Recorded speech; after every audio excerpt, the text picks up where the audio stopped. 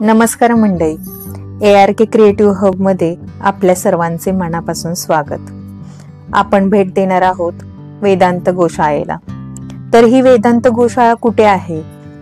कास रोडला जाताना अंबानी गाव लागतं। तिथून थोडस आतमध्ये गेल्यानंतर ना आपल्याला ही वेदांत गोशाळा पाहायला भेटते। सातारापासून फक्त 15 किलोमीटर अंतरावरती वेदांत गोशाळा आपल्याला पाहायला मिळते। फक्त 25 मिनिटांमध्ये आपण तिथे पोहोचू शकतो। तर तिथे जायचं कसं ना, हा प्रश्न तर तुम्हाला पडलाच असेल। मी सांगते। राजवाड्यावरून बोगद्यापासून साईटून जो रोड जातो तो यवतेश्वर घाटाकडे जातो। तो घाट चढत असताना सातारचे विहंगम दृश्य पाहायला विसरू नका। आणि आपल्याला जाताना निवांती हॉटेल, अजून महादेव मंदिर यवतेश्वर ते पण पाहायला मिळते। तिथून पुढे तसंच गेल्यानंतर ना आपल्याला अंबानी हे गाव लागते। तिथे गेल्यानंतर ना थोडी विचारपूस आम्ही केली। आम्हीही पहिल्यांदाच निघालो होतो तिथे, आणि तिथे गेल्यानंतर ना आम्ही विचारलं की इथे कुठे आहे गौशाळा। तर तिथे गेल्यानंतर ना आम्हाला त्या आजोबांनी सांगितलंच, बाबा गौशाळा कुठे होतं? आत गाडी जाते का? आम्ही त्या आजोबांना विचारलं की तिथे गाडी जाते का? ते म्हटले जाते। मग आम्ही गाडी पुढे नेली आणि तुम्ही पाहत जर असाल तो झेंडा जो लावलेला आहे समोर, तिथे ती गोशाळा आहे। आणि तिथे गेल्यानंतर ना आम्ही पाहिलं तर तिथे कोणीच नव्हतं। मग आजूबाजूला चौकशी केल्यानंतर ना आम्हाला कळलं की ते वरतीच राहतात ते सर। तर आम्ही त्यांना बोलवलं आणि तुम्ही पाहताय बघा, ही गोशाळा आहे, आतमध्ये गायी बांधलेल्या आहेत। आणि हे जे बाहेरचं जे आहे ते त्यांनी गायीसाठीच हे केलेलं। आम्ही पण इथे पहिल्यांदाच आलेलो होतो, आणि आम्ही आज इथे का आलो हाही प्रश्न तुम्हाला पडलाच असेल। तर आज आहे आमच्या अवंतिकाचा वाढदिवस, आणि तो साजरा करण्यासाठी आम्ही आलो आहोत वेदांत गोशाळेला भेट द्यायला। ते सर आलेले आहेत बघा। आणि आम्ही इथे आलोय याचं कारण की आम्ही अवंतिकाचा बर्थडे काही एवढा मोठा साजरा करणार नव्हतो, आणि तो कुठेतरी साजरा व्हावा यासाठी आम्ही वेदांत गोशाळेला भेट द्यायला आलेलो आहोत। आणि आम्ही थोडंफार खाद्य घेऊन आलोय गायींसाठी। तर हा व्हिडिओ आम्ही यासाठी करतोय की लोकांपर्यंत ही गोशाळा कुठे आहे आणि आम्ही तिथे काय काय सुविधा पुरवू शकतो आपण अजून, त्यासाठी मी करतेय, या उद्देशाने करत आहे। तर कोणीही उगीच वाईट कमेंट करून तुम्ही खाद्यपदार्थ नेले तिथे दाखवण्यासाठी तुम्ही करताय अशा कमेंट्स करू नये। बरे आहात ना? ARK क्रिएटिव्ह हब या YouTube चॅनलला लाईक, शेअर, कमेंट आणि सबस्क्राईब करायला विसरू नका। आणि असेच नवीन नवीन व्हिडिओ पाहण्यासाठी बेल आयकन दाबायलाही विसरू नका। तर मंडळी, आपण आलेलो आहोत गोशाळेमध्ये, आणि आम्हाला इथे येऊन खूप छान वाटतंय। तुम्हीही नक्की भेट द्या इथे येऊन। आणि इथे येताना जर तुम्हाला काही खायला आणायला नाही जमलं त्यांना, तर निदान तुम्ही इथे येऊन सेवा करू शकता थोडीफार, त्यांनाही बरं वाटेल तेवढंच। ए चिकनी चमेली, काय ग, कशी आहेस तू? अरे अरे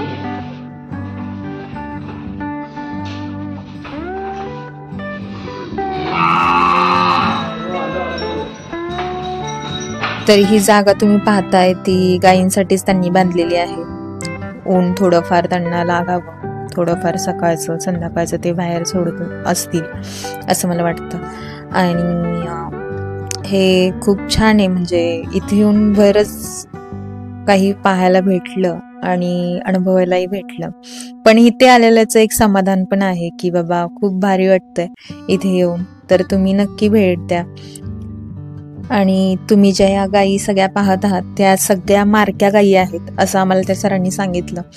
तर त्यांना फक्त खायला दिल्यावरतीच त्या शांत बसतात असंही कळलं आम्हाला। तर आता आम्ही तयारी करत आहोत, त्यांना खायला देतोय। खाद्य आणलेले ते आम्ही आता त्यांना देणारच आहोत, तुम्ही पाहालच।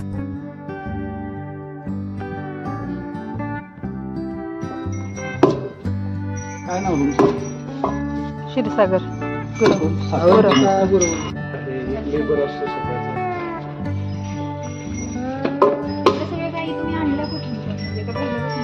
स्लॉटरिंग हाऊस सोडवलेले गावी असतात। ज्या शेतकऱ्यांना गरीब शेतकऱ्यांना ऐन वेळेस सांभाळता येते किंवा दूध द्यायचं बंद झालं तर त्यांना सांभाळणं जड जातं. काही दिसताना सांगली जाते पण आपण राहत नाही. आपण राहत नाही.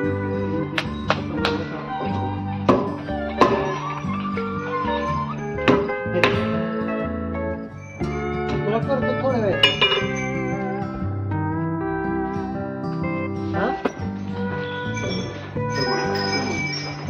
खाली टाकलं तरी चालते. थोडासा टाकतो शांत होतो.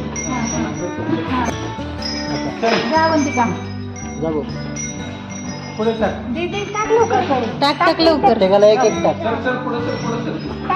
भारी वाटला मला इथे येऊन की बर्थडे आपला फक्त केक कापूनच नाही तर आपण असं वेगवेगळ्या अनाथ आश्रमांना किंवा अशा गोशाळेला भेट देऊनही साजरा केला जातो. याचा आनंद काही वेगळाच होता आणि समाधानही होतं.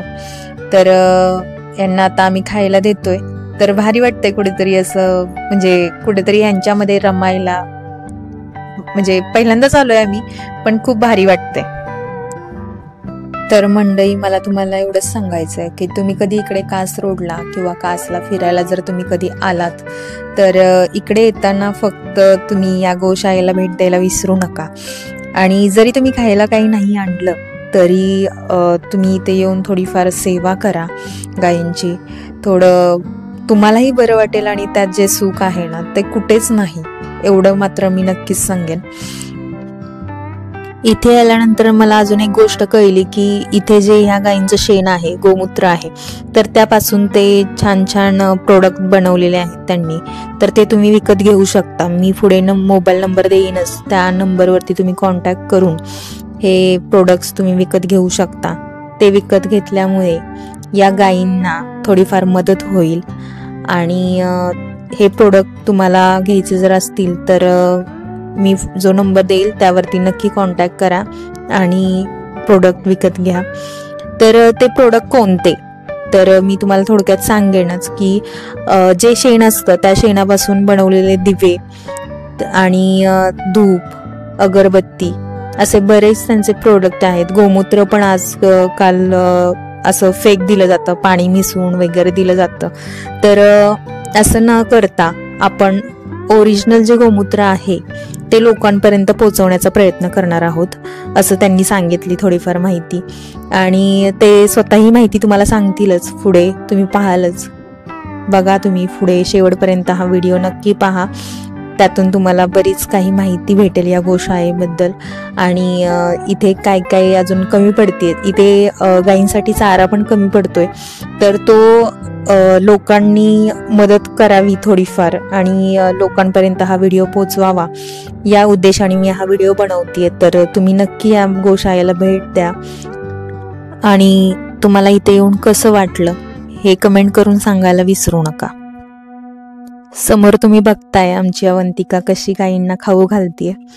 घाबरतच नाहीये. आता पहिल्यांदा आली तेव्हा घाबरली होती थोडीशी, पण एकदा तिला कळलं की खायला घातलं की त्या गायी मारत नाहीत, मग ती आता छान रोहिली आहे, त्यामध्ये व्यस्त आहे बघा ती खायला घालण्यामध्ये. त्यामुळे आमच्याकडे काही लक्षच नाहीये मॅडमचं. तर लहान मुलांना अशा छान छान सवयी लावायच्या, जिथे म्हणजे त्यांचे बर्थडे जर आपण असे छान प्रकारे सेलिब्रेट केले तर त्यांनाही समाधान वाटतं, आपणही समाधानी राहतो आणि त्या जिथे आपण गेलोय तिथल्या लोकांनाही खूप छान वाटतं. तर अशीच भेट देत राहा. आणि फक्त बर्थडेच नाही तर बाकी पण कार्यक्रमांचं निमित्त म्हणून आपण अशा ठिकाणी भेट देऊ शकतो आणि आपण खूप छान पद्धतीने आपले कार्यक्रम सेलिब्रेशन करू शकतो. तर तिथे गेल्यानंतर तिथल्या लोकांनाही खूप छान वाटतं, आनंद वाटतो आणि आपण आलेल्याचं एक समाधानही वाटतं. तर नक्की भेट देत जा अशा ठिकाणी. आता मी जे तुम्हाला सांगणार आहे गोशाळेबद्दल थोडीशी माहिती. तर या गोशाळेचे संस्थापक आहेत शैलेंद्र सावंत सर. खरं सांगायचं झालं तर ही गोशाळा एक कुटुंब सांभाळत आहे. शैलेंद्र सरांची पत्नी शोभा सावंत आणि त्यांचा मुलगा वेदांत सावंत असे हे कुटुंब या गोशाळेचा सांभाळ करत आहे. शैलेंद्र सावंत व त्यांच्या पत्नी उच्च शिक्षित आहेत. पहिल्यांदा हे गोरक्षक म्हणून कार्यरत होते, पण त्यांनी आता या क्षेत्रामध्ये येण्याचा विचार केला आणि आता त्यांच्या गोशाळेमध्ये 20 ते 21 गायी आहेत. या गायी कुठून आल्या हा प्रश्न देखील तुम्हाला पडलाच असेल.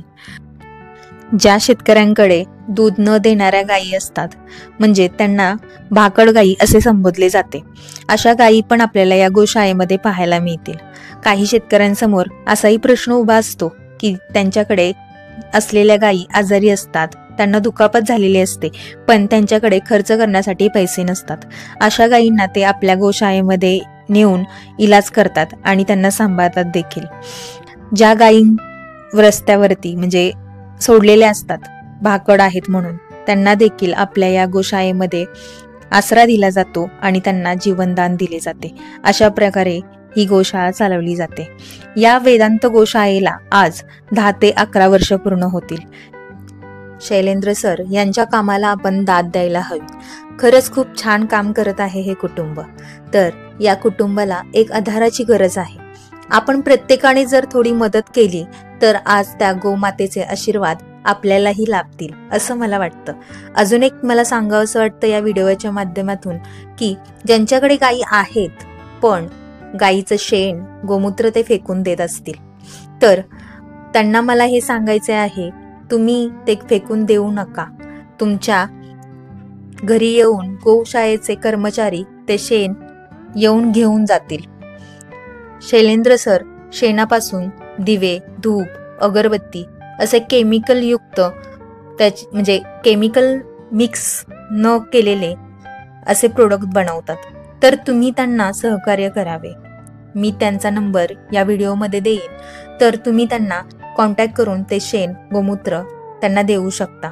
त्याने तुम्हालाही थोडीफार आर्थिक मदत होईल व शैलेंद्र सरांनाही थोडी मदत होईल. आता आपण पाहतोय गाईचं पूजन करायचं चाललेलं आहे अवंतिकाच्या वाढदिवसानिमित्त आणि आम्ही इथं भेट दिली. आम्हाला खूप छान वाटतंय, खूप भारी वाटतंय. तुम्ही नक्की येऊन भेट द्या या गोशाळेला.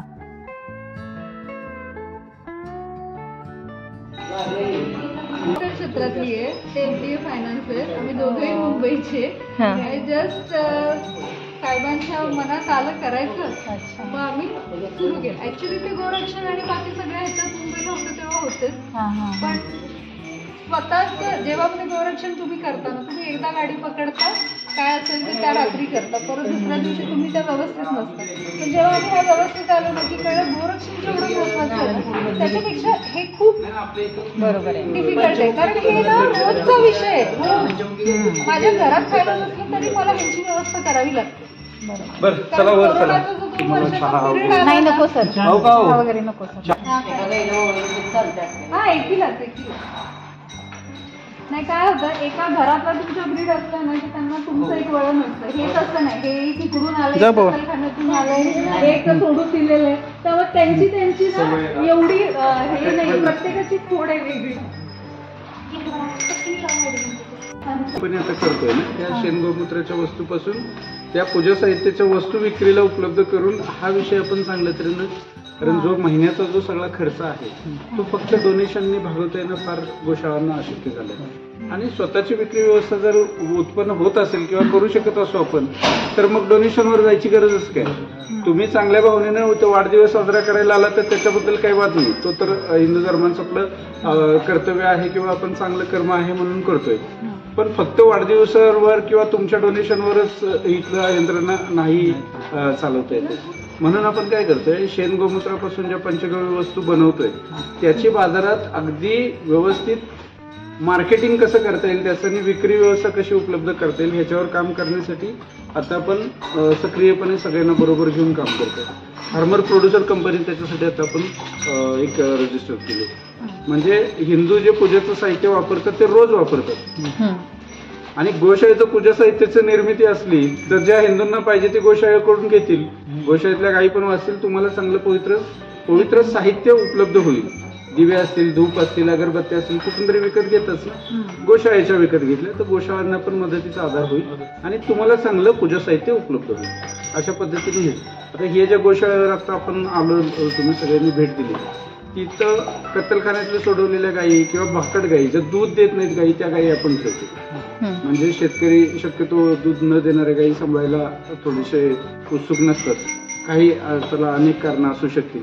पण ह्या ज्या गायी आता तुम्ही बघताय त्या आपण इथं 2015 सालापासून आपण ही संस्था रजिस्टर केलेली आहे आणि इथं आता हे आपलं 5वं वर्ष चालू आहे. इथे 21 गायी ठेवतो आपण आणि इतर गायी आपल्या वसंतगड किल्ल्यावर पण जातात आणि इतर गोरक्षण केंद्रांमध्ये पण सोडवल्या जातात, ठेवल्या जातात. आता आपल्याला गरज आहे ती समाजाच्या सक्रिय सहभागाची, जेणेकरून त्यांनी गायींना आणि गोशाळांना आपलं म्हणावं. दरवेळेस पैसेच द्यावेत असं बिलकुल नसतं. तुम्ही 10 किलो गहू, 5 किलो गहू, 2 किलो तांदूळ देखील गोशाळेला देऊ शकता, अर्धा किलो 1 किलो गुळ देखील देऊ शकता. पण तुमच्या इथे येण्यानं समाजाचं ऍक्टिव्ह पार्टिसिपेशन झाल्यामुळं हा विषय जो आता एका अर्थानं दुर्लक्ष केलेला आहे तो परत प्रवाहात येईल आणि गायी उपाशी झोपणार नाही. आज हिचं नाव काय? अवंतिका विजय गुरव. अवंतिका विजय गुरव ज्यांच्या वाढदिवसानिमित्त आपण सर्वांनी गोशाळेला जी भेट दिली. आता अवंतिका एवढी गोड हसून तिने गायींना चारा दिलाय, त्यामुळे गायींचा आज आशीर्वाद तिला 100% मिळणारच आहे. आणि अवंतिका गुरुवांचं आम्ही मनपूर्वक स्वागत आणि अभिनंदन करतो आणि त्यांना वाढदिवसाच्या खूप खूप शुभेच्छा देतो. थँक्यू. एवढं सुंदर म्हणजे गायींना म्हणजे अशा गायी तर सांभाळण्यासाठी तर कोणच नसतं. हो, पण हे सगळं तुमच्या समाजामुळे शक्य होतं, एकट्याचं नाही काम ते. पण तरी सुद्धा खरंच तुमचं काम आहे ना कौतुकास्पद आहे. म्हणजे खरंच मला खूप तुमचा अभिमान आहे. गायींना एवढं चांगलं सांभाळताय, चांगलं त्यांची केअर करताय, एवढी काळजी घेताय. हे आम्ही स्वीकारलंय आम्ही. आणि इथं दूध न देणाऱ्या गायी असल्यामुळं तिने 2 लिटर दिलं, तिने 2.5 लिटर दिला, हा भेदभावच नाही. किंवा दूध द्यायची बंद झाली नाही, माहितीचं ही दूधच देणार नाही, त्यामुळे तिच्यापासून तो स्वार्थ हा विषयच नाही. इथून पुढे सर आम्हाला अगदी आम्हाला तुमच्याकडून सक्रिय अपेक्षा अशी आहे की तुम्हाला जेव्हा कधी कासला यायची इच्छा होईल तेव्हा नक्की गोशाळेवर येऊ. म्हणजे इथं चहा पाण्याला येत जा, भले दरवेळेस काही आणावंच असं बिलकुल नाही. तुम्ही इथे एक दिवसाची सेवा पण देऊ शकता. 1 दिवसाची इथे गायींना ब्रश पण करू शकता, 1 दिवस गायींना धुवू पण शकता. पाईप आहेत, बोर आहे, एक गायी धुवून काढली तुम्ही, माझं थोडंसं काम हलकं झालं. आणि मग असे 100 लोक आले तर सगळंच काम हलकं झालं. आणि खूप सारे लोक आता भेट द्यायला सुरुवात झाली, जसं सातारकरांना कळतंय. तुमचा काही कॉन्टॅक्ट नंबर वगैरे काही तुम्ही शेअर करू शकता का? 88 344 132 हा माझा वैयक्तिक नंबर आहे. परत एकदा सांगा. 88 344 132. म्हैस भले सांभाळताय, जर्सी सांभाळताय. शेतकऱ्यांच्याकडून आपल्याला आता काय अपेक्षा आहे की जे जाळून टाकायचं गवत आहे ते त्यांनी न जाळता गोशाळेशी संपर्क करावा. गोशाळेचं वाहन येऊन ते गवत घेऊन जाईल. म्हणजे आता जो पेंडा आहे, बात्यान आहे, ते वाया न घालवता तुम्ही फक्त गोशाळेला संपर्क करा, गोशाळेची गाडी येईल, गोशाळेची लोक येतील आणि ते गवत इथं आणतील. म्हणजे ते गोमुखात जाईल आणि त्यांनी गाई जगण्याचं एक चांगलं काम मार्गी लागेल. छान माहिती दिली. थँक्यू. आता निघालेली चारा तिथं आहे, पण लेबर तो चारा म्हणजे शेतातून रस्त्यावर काढणं, मग ट्रकमध्ये भरणं आणि इथं आणून उतरवून परत लावणं, त्याला लेबर लागतो आणि ट्रान्सपोर्ट लागतो. मग त्याच्यासाठी आपल्याला आर्थिक रूपात मदत लागते. कारण ट्रकवाला किती जरी बोलला तरी शेवटी तो पैसे डिझेलचे, ड्रायव्हरचे, पेट्रोलचे, हप्त्याचे त्याला आलंच. त्यामुळे ते त्या रूपाने आपण आता चाऱ्याच्या व्यवस्थापनात आहोत, चारा गोळा करण्याचे. मग ते भात्यानं असेल किंवा आता कडबे निघतील आणि सगळंच गवतं निघतील. आता तर त्या वर्षभराच्या पण सोय आता या दिवसात करून ठेवू असं आहे. ओके अवंतिका. अशा प्रकारे आम्ही गोशाळेला भेट दिली आणि काहींना खाऊ वगैरे घातलं. सगळ्यांना छान वाटलं तिथं आलो आम्ही म्हणून. आणि त्या गाईंनाही भारीच वाटलं असेल खाऊ भेटला त्यांना छान छान आणि भेट दिली आम्ही त्याबद्दल. आणि आम्ही तिथे नमस्कार केला आणि निघालो आम्ही तिथून. निघताना पायी निघतच नव्हते आमचे, पण भारी वाटलं तिथे. म्हणजे जो काही आनंद होता ना तो भारी होता तिथला आणि समाधानही वाटत होतं. भारी वाटलं कुठेतरी भेट देऊन गोशाळेला. आणि असेच नवीन नवीन व्हिडिओ पाहायचे असतील तर चॅनेलला लाईक, शेअर, सबस्क्राईब नक्की करा. प्रत्येकाने इथे या आणि भेट द्या नक्की.